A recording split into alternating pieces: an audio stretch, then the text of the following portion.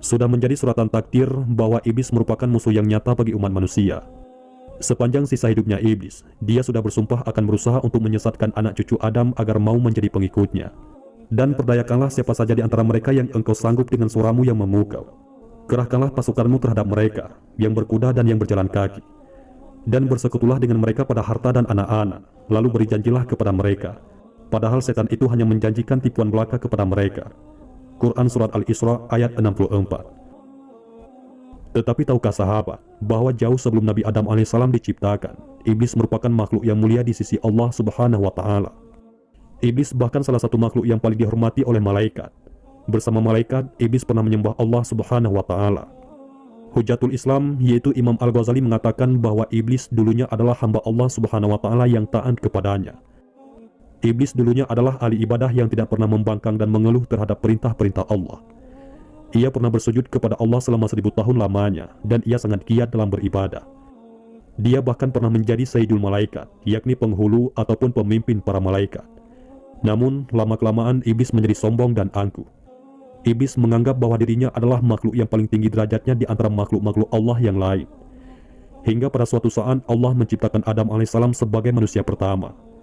Suatu ketika, Allah Subhanahu wa Ta'ala telah memerintahkan iblis untuk sujud kepada Nabi Adam alaihissalam. Lalu iblis berkata, "Adakah engkau lebih mengutamakannya daripada aku, sedangkan aku lebih baik darinya? Engkau ciptakan aku dari api, dan engkau jadikan Adam dari tanah." Lalu Allah Subhanahu wa Ta'ala berfirman kepada iblis, "Aku menciptakan apa yang aku kehendaki." Maka para malaikat bersujud kali kedua karena bersyukur, tetapi iblis tetap angkuh dan enggan bersujud. Dia berdiri tegak dan memalingkan mukanya dari para malaikat yang sedang bersujud.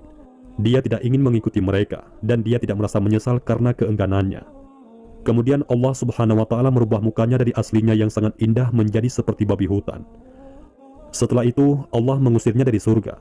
Allah Subhanahu wa Ta'ala telah melaknatnya hingga hari kiamat karena dia telah ingkar dan kufur. Walaupun sebelumnya iblis sangat indah rupawan, mempunyai 4 sayap, banyak ilmu, rajin ibadah, menjadi kebanggaan para malaikat serta menjadi pemimpin para malaikat muqarrabin. Tetapi semua itu tidak menjadi jaminan sama sekali baginya. Ketika Allah Subhanahu wa Ta'ala membalas tipu daya iblis, maka menangislah malaikat Jibril dan Mikail.